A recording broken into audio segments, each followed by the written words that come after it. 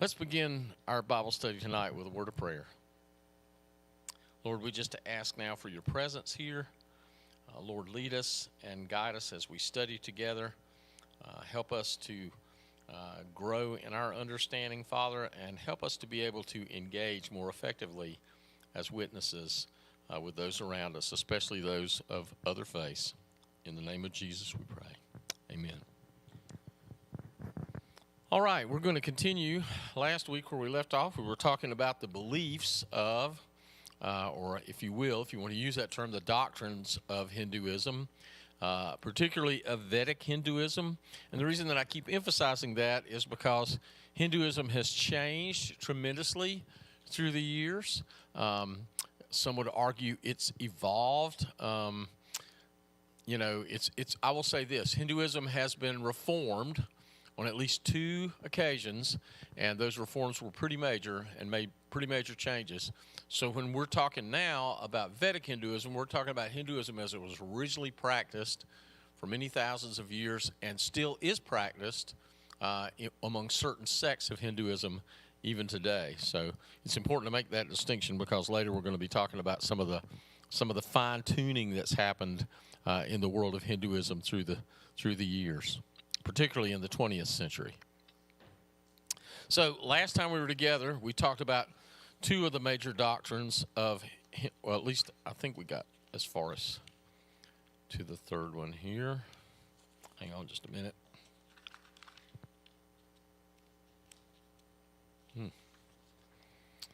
Yeah, we talked about three, truth being eternal, the Brahman being truth and reality, and the Vedas, their scriptures, being the ultimate authority. Now, before we move on from that third one about the authority of the Vedas, it's important that you understand that when they talk about the authority of the Vedas and we talk about the authority of the Bible as evangelical Bible-believing Christians, we mean two different things, okay? Their idea of the authority of the Vedas is not really the same as our conception of biblical inspiration. What we believe about biblical inspiration is that the men who wrote the Bible were especially called by God, that they were uniquely called by God to be apostles, okay? And as apostolic men, they were specifically tasked by God to write the New Testament scriptures, and they were divinely inspired by God to write the New Testament scriptures. So we hold evangelicals as a whole, and again, not Christendom, don't think of the larger Christian body, think only of evangelical Christianity. We hold to a doctrine that's called the idea of verbal plenary inspiration, okay? Meaning that the words they wrote down are literally inspired by God. So when we appeal to the Bible as evangelical Christians, we are appealing to our highest authority, okay? When they appeal to the Vedas, they are appealing to a more experiential concept of spirituality. In other words, the Vedas were written down as a result of the collective wisdom of centuries of people who followed the path, okay? And we'll talk more about the path here in just a moment. And so that collective wisdom has been gained from people down through the centuries following the path to the Brahman, to ultimate spiritual reality, and they have simply recorded their experiences and the principles which, if you will, which worked for them, right?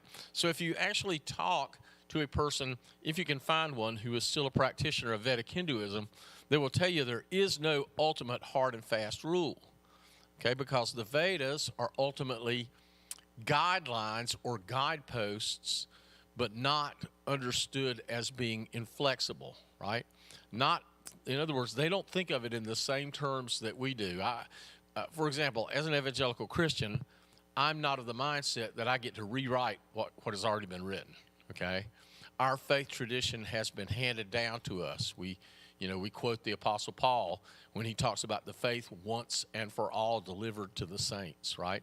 Our tradition has been passed down to us, and what we strive to do as Christians is to maintain the integrity of that, right?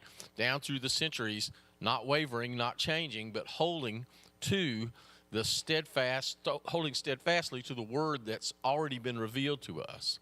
Whereas the Vedas are simply, as I said, guideposts or guidelines. Now, guidelines to what? Well, that leads us to the fourth point. We must strive to achieve Dharma.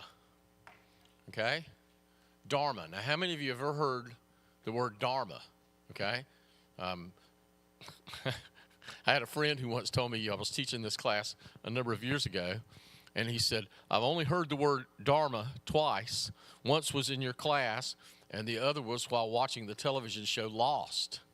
And I laughed, because, but there's something valuable there. In fact, I heard a Christian apologist several years ago when that show was very popular who made a presentation about Hinduism, and he used the show Lost as a jumping off point to illustrate Hinduism and to illustrate the Hindu faith, because the show Lost is based very much upon an Eastern mystical view of the afterlife and about the nature of the afterlife. And we'll talk about that in just a little bit.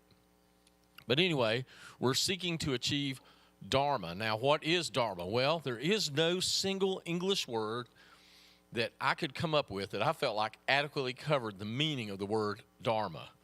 It can be used in any of the following ways: right living or righteousness, what we would call righteousness from the Christian biblical viewpoint, moral law, duty, responsibility, love, on and on and on. There's a number of words that can be used and substituted for the word Dharma.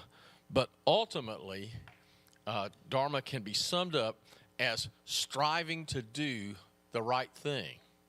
Now, if you asked a practitioner of Vedic Hinduism, how do you know if you have done the right thing? That's a very good question, isn't it? I mean, that's a legitimate question. How do I know? Because we're all oriented toward performance-oriented. Western thinkers are very much, we're the people who invented the automobile, okay? So we want to know the right way to do things. We want to figure things out. We want to invent and create and come up with solutions to problems. So it's only natural that we're going to ask the question, how do we know if we've done it the right way? Well, the practitioner of Vedic Hinduism would tell you, you won't until you die. Okay? You won't until you die. Now, we're going to come back to this concept a little bit later when we actually talk about Western religion, because it comes back into play. But this concept is kind of wrapped around or revolves around the philosophical idea of fatalism. Okay? That ultimately we cannot know for sure whether we've been on the righteous path until we reach the end of the path. And then when we reach the end of the path, only then will we discover whether or not we've been on the right path. So it sounds a lot like rolling the dice, You may be on the right path, you may not be on the right path. Now, you say, well, how will we know if we have reached if we have reached Dharma, if we've achieved Dharma, when we come to the end of this mortal life? Well, that comes around to the fifth principle of Hinduism, and that is that the Atman is neither created or destroyed, but is eternal. Okay? Now you say, well, what is the Atman? Well, the Atman is what we would call, in the loosest of terms, what we would call the soul. Okay? But the difference between us and the Hindus is that for us, the soul is a created thing. Okay? The soul is a created thing. Let me try to explain that to you, okay? For us as Christians, our belief system teaches that we had a beginning. That you and I and every living being on the face of this planet, not just humans, but every form of biological life, had a beginning. If we go back even far enough to our ancient grandmother and grandfather, Adam and Eve, they had a definite beginning. There was a time when humanity did not exist, when humankind did not exist. There was a time when animal life, biological life on this planet did not exist. And according to our understanding of creation, there was a time, a moment in time, when that life began to exist. Okay, so we had a beginning point. Not so in Hinduism.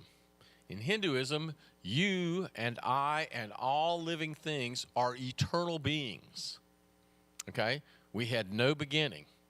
So we pre-existed our current existence. Okay? It's called the pre-existence of souls. We pre-existed our current existence. We've been around since long before, since ancient times. In fact, before ancient times, before time even existed, you and I existed. Now, did we exist in our current form? No. And if you go back far enough, we existed only as a part of the Brahman, okay? We were a piece of that great soul of the universe that existed from the beginning of time and is in fact even responsible for the creation of time. We are pieces of that energy, of that Brahman that are broken off, if you will. We're chips off the old block, right? Came into this world of existence, but we pre-existed long before that, okay? So the pre-existence of souls is a very, very crucial part of the whole Hindu scheme of things. And because of that, we're not just immortal in that we'll live forever going forward. We believe that. Once we come into existence, we have immortality, right? They believe that we're immortal going back, okay? So and the bottom line is, ultimately, it's not that God has a separate existence from us.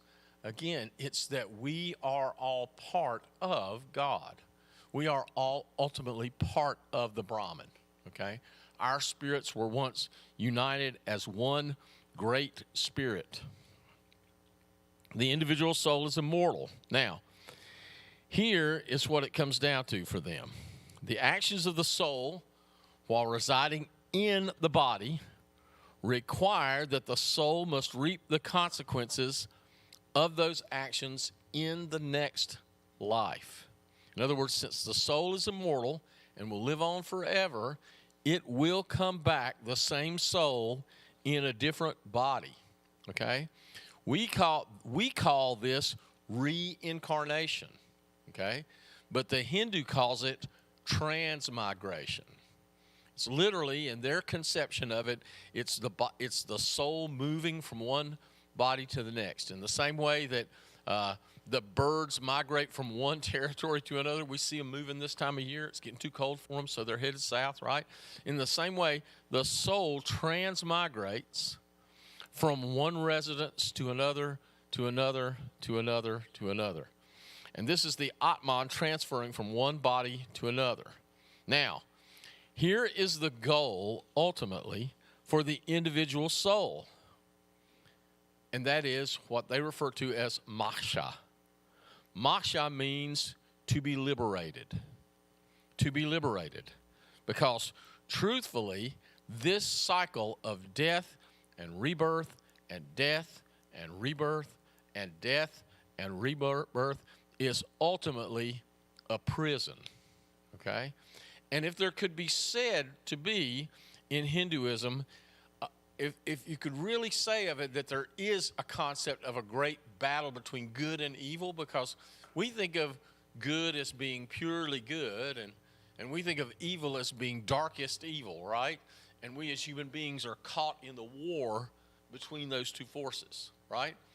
For the Hindu, it's not nearly as black and white. It's very, very gray. There is a, how to put it, there's a spectrum, right? It may not be entirely dark or evil. It might not be entirely good, but it could be a blend of the two, right? But the ultimate goal is to escape from this reality, because this reality is a trap. In fact, ultimately, this reality is a punishment. Now, if you ask the Hindu, punishment for what, they can't define that. All they know is that back at the dawn of this creation, something had to go sideways. Because we were once all part of the Brahman. We broke off and became Atman, individual pieces of the Brahman, right? Something had to go wrong in the ancient times before the creation of this realm in which we currently live, this current physical realm. And by the way, this is not the only physical realm that exists. There are potentially millions of other worlds out there with physical realms with similar physical conditions on them, so the Hindu faith is totally open to the concept of life on other planets, life in other galaxies, and so on. But also this idea that something went wrong somewhere, which is why this physical world came into being. So our goal is to do what? To escape from this physical world, hence the concept of moksha, okay? Now, please understand that in teaching you this, I'm way, way, way oversimplifying, okay? If there were a person here who was a devout devotee of Vedic Hinduism, they would probably be inserting lots of material at this point. Have y'all ever heard that phrase that the kids use, TLDR? Right? What does that mean? Too long, didn't read? Okay. That's the bottom line here. I'm not going to get bogged down in the minutia of Hinduism because I want you to get the big overview. I want you to understand the general concept. So the general concept is that moksha is the goal, which is to escape from this material universe, which keeps us ensnared, and to realize our true nature and reunite with the Brahman. Okay? Now, you may remember this. The great prophet Sting. Y'all know the great prophet Sting with his bass guitar? Years and years ago, he wrote a song which sums it up this way. We are spirits in the material world, our spirits in the material world. Anybody remember that song? Okay. The Police, as we used to call them, the Police. They sang that song. Well, at that time, he was very much involved in experimentation with Hinduism. And he was writing out of his expression of his experience of the Hindu faith and had come to what he felt like was an understanding. Now, from what I understand, he's now completely rejected that and no longer believes it. But at the time, he believed that we were spirits trapped in the material world. So we were seeking ultimate freedom from that. Several paths may lead to this ultimate realization because, by the way, the realization, okay, which is the enlightenment, may precede the actual transformation or transmigration for several lifetimes. What a bummer is that, right? You finally realize that you're just a spirit trapped in the material world, but it could take you several more cycles before you finally get free from the material world, right? So just coming to the understanding that you're trapped in the material world doesn't necessarily free you from its bondage. Several paths can lead ultimately to this, and they are listed as the following: the path of duty, the path of knowledge, and the path of devotion. Okay? Now, that is going to be our jumping off point into the concept of what we call the caste. Okay? The caste. And no understanding of the Hindu faith and of the cultures that grew out of the Hindu faith is complete without understanding the caste. Okay? Now, what's interesting is, you may not realize this, but we take our word caste in the English language directly from this Sanskrit word that goes back to through all the way back into the ancient history of Hinduism. When we caste something, what does that mean? There is no wrong answer, don't worry. You're not going to do what? We put it in a mold, right? To what do we normally cast? Well, broken bones, yeah, but I mean when we're putting something in a mold, what are we normally casting? Hard materials, metals, right? And as they cool and they become hardened, they harden into the shape of the mold. Well, think about that, because that is literally what the caste system is about. Spelled differently, C-A-S-T-E, but it's rooted in the same ancient word, okay? Now, what is it talking about here? Well, in order to understand how we break out of this trap that we're in, the path of duty, the path of knowledge, and the path of devotion, it's important to understand the different castes. If you are, every human being is, they're in the cycle of souls, the great recycling bin of the universe, right? If you're in the cycle of souls and you come back around, you will come back in one of the following forms, okay? These are the castes. These are the molds into which your soul will be poured when you return from being recycled, okay? First is the Brahmin.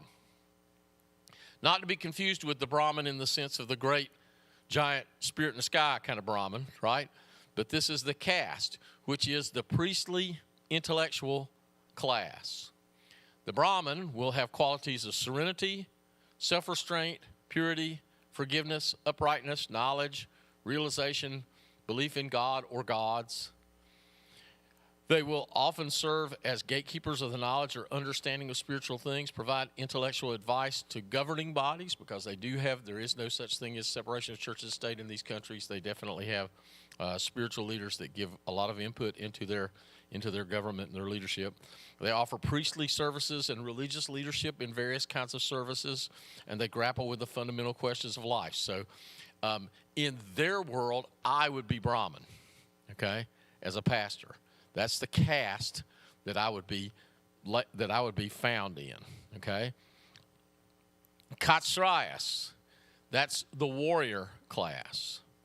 The requisite talents for being in the warrior class are physical prowess, courage, splendor, firmness, dexterity, stalwartness in battle, generosity, and lordliness. Now, I think you can easily understand that some of these castes are holdovers from the 17th and 18th century, right? Okay? If you went to India today, where Vedic Hinduism is still practiced, you're not going to find many people in the warrior caste. Okay, this is old traditional Hindu concepts that are still carried over to a certain degree. Okay, and I can see where there might be some carryover into the warrior class, but ultimately, in ancient times, the warrior was literally that. Sword bearer, spear bearer. He was a shield bearer. He was a person who went to battle and fought to protect the other classes.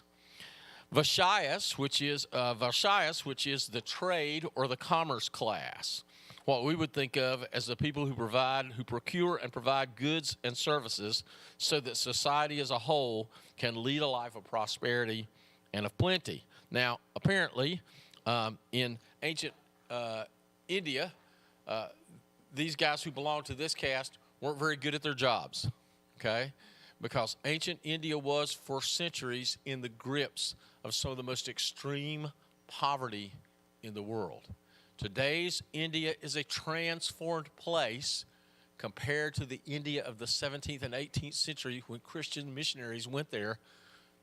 It's just incredibly transformed, and it's been transformed because of Western corporations who have gone there and made billions and billions in investments, have built large corporate infrastructure there, and have employed millions of Indian people.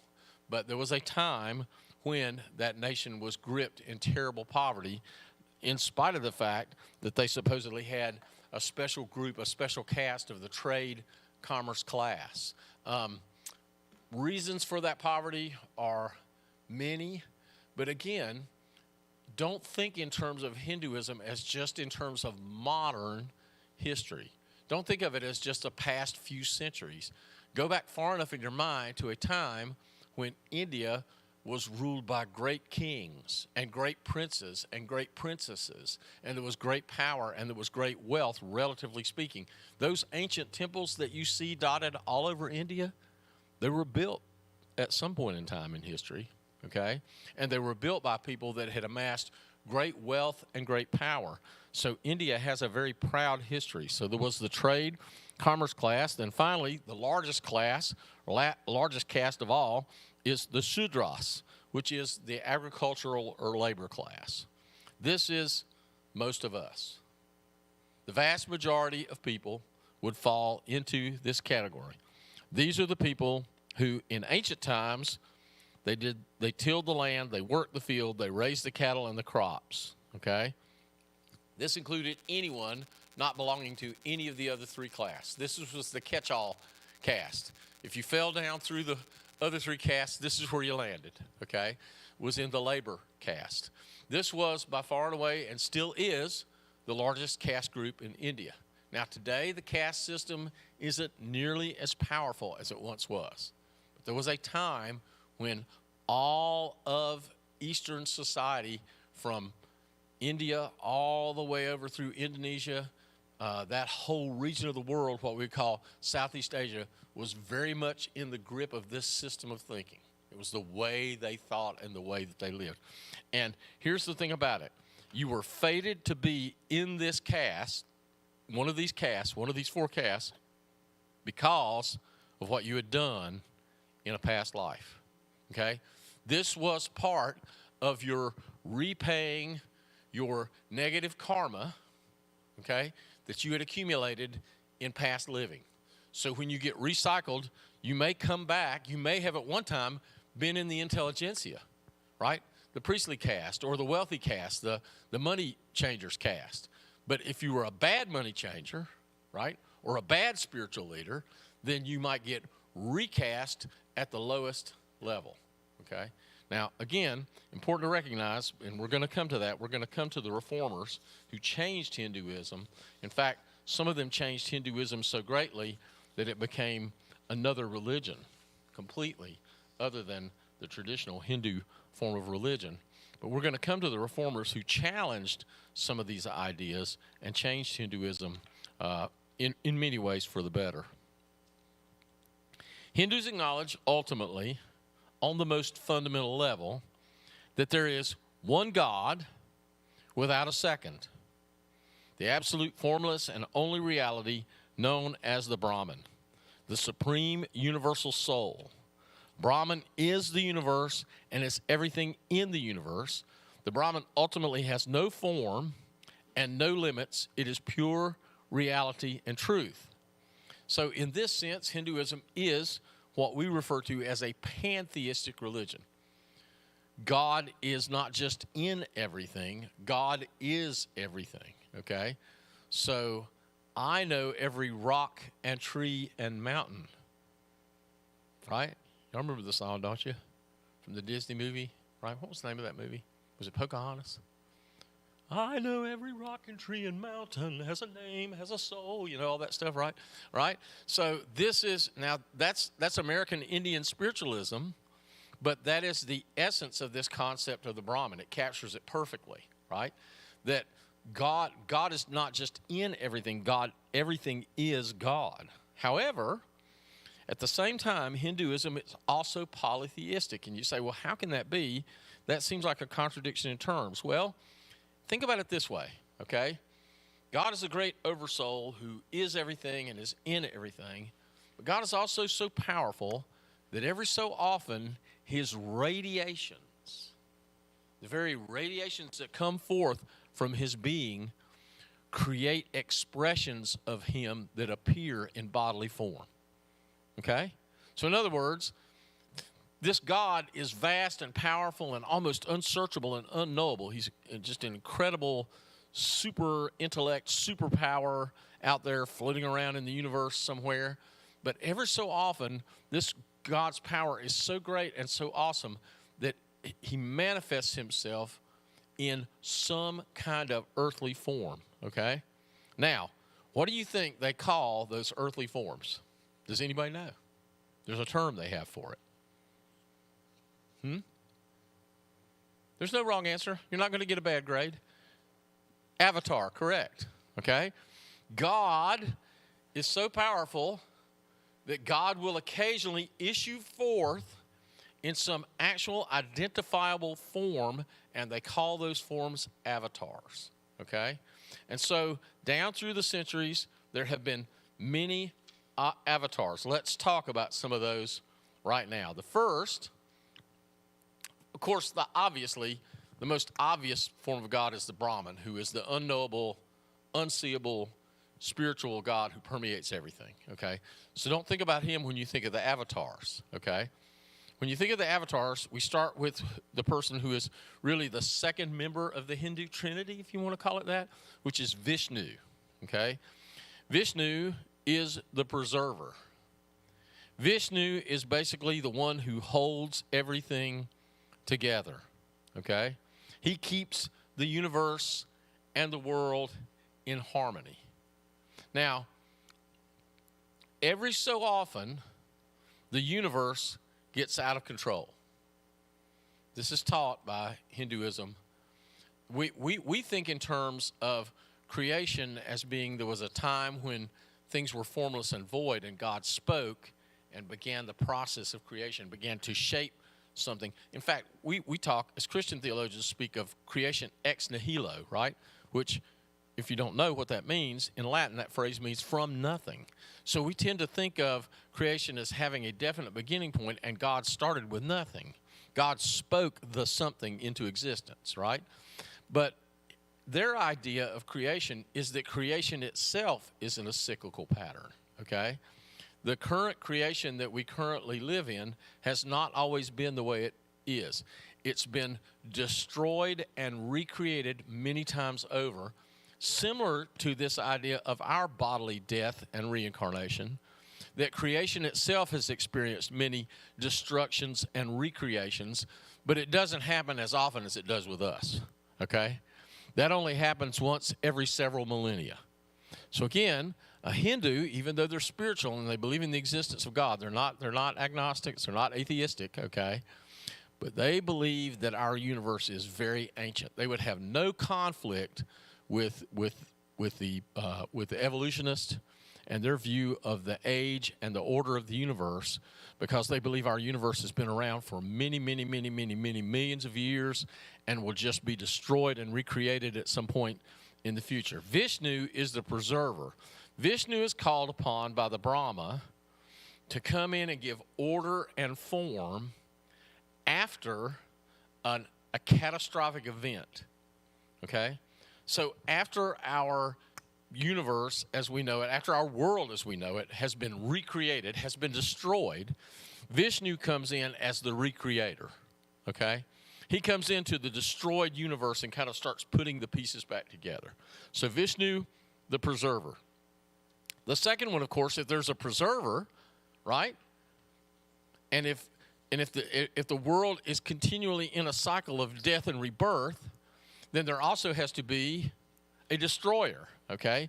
Shiva is a destroyer. Now, if you've ever, many of you have probably at one time or another in your life, you've seen a representation in art or in statue form of Shiva. It's a terrifying looking creature, okay? It has multiple arms, and in each arm is a knife or a sword or an axe, right? And this is the creature, this is the expression of Brahma that actually destroys. This is the one who comes at the end of a particular cycle as this world is starting to cycle down and prepare for another stage of renewal. It is Shiva who will come in to destroy. They frequently invoke Shiva at the beginning of any religious meeting because they believe that any bad vibrations in the immediate vicinity of worship are eliminated by the mere utterance of his name, which I find to be odd because he's a destroyer. So he comes in and removes all the negative energies. I don't know. It seems like to me but see, again, you would have to understand that they don't view that destructive process that Shiva is involved in as necessarily being a negative thing. It's a necessary thing. It's necessary that the universe go through a death and rebirth cycle just like we do. Okay? Then there is Ganapati. Okay? Ganapati. Now, wasn't that long ago that I was watching Big Bang Theory, and our Indian friend on Big Bang Theory, y'all know the characters at all, right? Raj. He says, "Oh, Ganapati, help me," right? And I laughed out loud because most people in the audience had no idea what he was saying, right? But he was calling upon the remover of obstacles. Ganapati is one of the lords of this world. You have seen probably statues, again, or artistic depictions of Ganapati, because Ganapati has a man's body but an elephant's head. You ever seen that before? He has a man's body, big, strong physique, usually big muscles and everything, but the head of a great big old elephant head, right? He is the remover of obstacles. He is probably the most popular god in all of Hinduism. In fact, if you jump in a cab being driven by a Hindu in India to be taken across town, chances are good that you will see a Ganapati statue on the dashboard or hanging from the rearview mirror. In the same way that we hang air fresheners, they hang Ganapati from the mirror, right? Why? Because Ganapati is the guy who gets things out of the way. He's the guy who gets things out of the way. He is the closest thing we have to Jesus helping us with our obstacles and troubles in life. So is he to Hinduism. They seek Ganapati's intervention because he is the one who actually helps them get through life, or to get over their struggles, or to get over the mountain, or to get around the obstacle in life, okay? So he is literally, you could think of him as the mountain mover of Hindu faith, okay? Now, here's the question, and I asked a Hindu guy this one time. I said, do you ever call upon Ganapati for intervention? He said, of course. And I said, why? And he says, I don't understand. I said, neither do I. I said, why would you call upon Ganapati to intervene if what you're going through might be paying for what you did at some time in the past? You might be facing this obstacle precisely because you're paying the price for bad karma, right? And he goes, I don't know. I've never thought about it that way, you know? Now, that goes to show you that the vast majority of people who are out there who have a profession of faith in any particular religion, and that this is very much true of Christianity, so we can't point the finger at other people and say, those crazy Hindus, right? Because many people who profess Christianity are the same way. A great many people who claim to be practitioners of a particular religion no more are devout followers of that religion than a man in the moon, right? This is why the vast majority of Muslims on our planet today really pose no ultimate physical threat to you or I. Why? Because they're not true fundamentalist Muslims. They are Muslims culturally. They are Muslims because mommy and daddy were Muslims. They are Muslims because they're Arabic, so that's what an Arab is, right? Is a Muslim from birth. It's all cultural for many people. The same is true for many followers of Hinduism. It's a cultural thing. And so therefore, these concepts or these ideas of the nature of their gods, the nature of their divine beings, their avatars, are just things that they kind of hold on to almost like superstition, right? You know, in the same way that I've always thought it was funny, you know, you show the movies, you'll see the movies if you've ever watched any movies about this kind of thing. I try to generally stay away from them. If you ever watched movies about demonic possession, and you'll see the guy that goes in with the cross, you know, and the demon-possessed person goes whack and knocks the cross halfway across the room. Why? Well, the symbol means nothing. The symbol means nothing, right? The demon doesn't fear the symbol. The demon fears the faith behind the symbol, the true faith, right?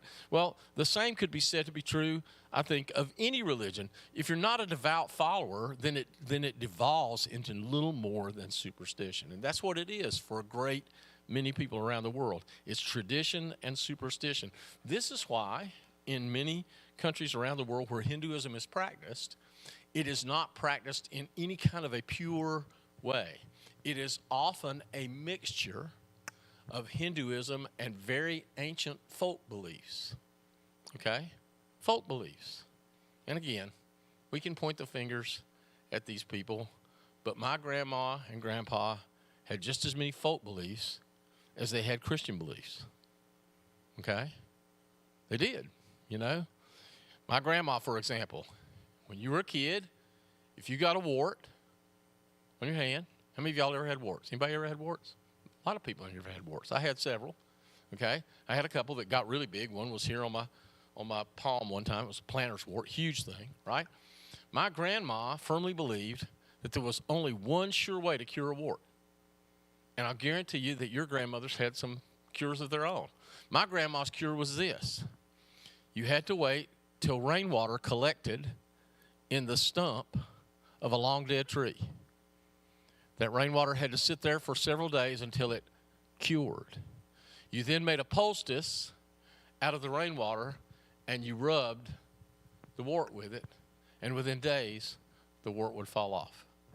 Now you say, you chuckle at that, but that's why I don't have a planter's wart on my hand. Okay? Because my grandma knew that making that poultice, I don't know what it was in the poultice. It might not have had anything to do with the rainwater in the stump. Okay? But for whatever reason, the old folkways said, this is the way you cure this, okay? Long before there was a doctor to go to, a dermatologist who would take acid, oh, what a pleasant experience, and put it on your warts and burn your skin and burn the wart off, right? In old times, they knew this was supposedly the cure. How many of you have seen the Foxfire books, right? Okay? Those are filled with these old-time remedies and ideas and concepts about how you cure this and how you fix that and how you take care of this problem and how you help plants grow and so on and so forth, crops and such. All of that is folk wisdom, and in most of these countries where these faiths are practiced, they are often mixed with folk wisdom that is absolutely contradictory to the fundamental principles of their religious faith. And they see no contradiction, okay? Because the folk ways are sometimes more ancient than the religion itself, right? They've been around generation to generation to generation, passed down, okay? So don't think, I mean, it's really hard for us to understand this, but don't think in pure terms of the religion being practiced with complete purity. And there are a number of other avatars that I could go into, but there is one that I want to speak of before we close tonight, and that is Saraswati. Saraswati. Saraswati is the closest thing we have to the wife of the Brahma. Okay? So remember what I said, the Brahma is the highest of all gods, right? He's the great invisible, unknowable, unseen cloud of being, energy from which we all ultimately originated. We broke off from him, right? Saraswati is closest thing we have to the wife of Brahma.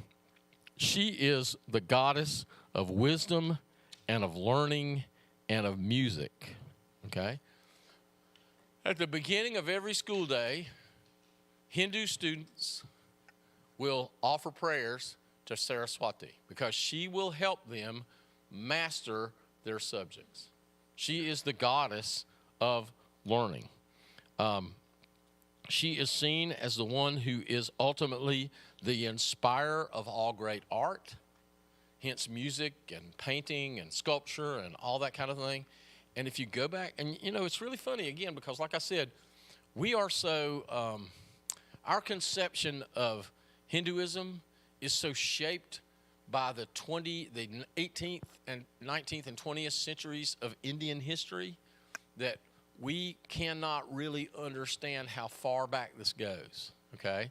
But Hinduism in all of its forms has been practiced for thousands of years, and we know for a fact, I mean, our archaeologists have discovered evidence of it all over the place, not just in India, but all throughout Southeast Asia, evidence of a once great civilization that thrived, that built huge temples, okay? Now, I'm personally of the belief, and this is just me, okay, so I'm going to give you my slant on this biblically. I believe those are pre-flood civilizations, okay? I believe that's how far back these traditions go. They go back to before the flood. But I believe there is plenty of evidence out there for very, very ancient civilizations whose very existence has been lost to history. Even the people of India don't know who built many of these temples. When you ask, they'll just tell you it's a mystery. They were built by the ancients. They were built by our forefathers. We don't know where they came from. But some of the largest temples and some of these ancient cities that have been found in Cambodia and Vietnam and in the mountains of Vietnam and all throughout the regions of Southeast Asia that are vast. I mean, there's a temple at a place called Angkor Wat that all we knew about there for years was the surface, because the surface of the mountain that the temple was on, right, was covered with these monoliths, these giant stones, each one of them weighing as much as the stones at Stonehenge, okay? But Stonehenge was what? 10 or 12 stones? The monoliths at Angkor Wat number in the hundreds. Hundreds on the top of this mountain. Gigantic stone monoliths that they have no idea how ancient men carved them, much less how they put them there on the mountaintop. Now here's the shocker. Brace yourself, okay? They found out in recent years that the mountain is not a mountain at all. It's a temple covered over with probably about 10 or 12 feet of silt. That when they started digging down beneath the silt, the surface dirt, they discovered the entire mountain is actually a labyrinth of temple complexes underneath that surface dirt. Wonder how a temple was there that got covered up with surface dirt. Just saying, you know. But I'm of the belief that these ancient cultures from which many of these spiritual ideas were handed down throughout the centuries from these ancient cultures. I believe that many of these ancient cultures were pre-flood in nature. Okay, so that's a basic outline of Vedic Hinduism at its most simple level. Now we're going to continue to interact with Vedic Hinduism over the next several weeks because we're going to talk about the religions that came out of Hinduism, the reformed versions of Hinduism. And in talking about that, we're going to talk more about how the principles of Hinduism itself have changed and have been reformed. Okay? All righty. That's it for me. I'm going to turn off the microphone, take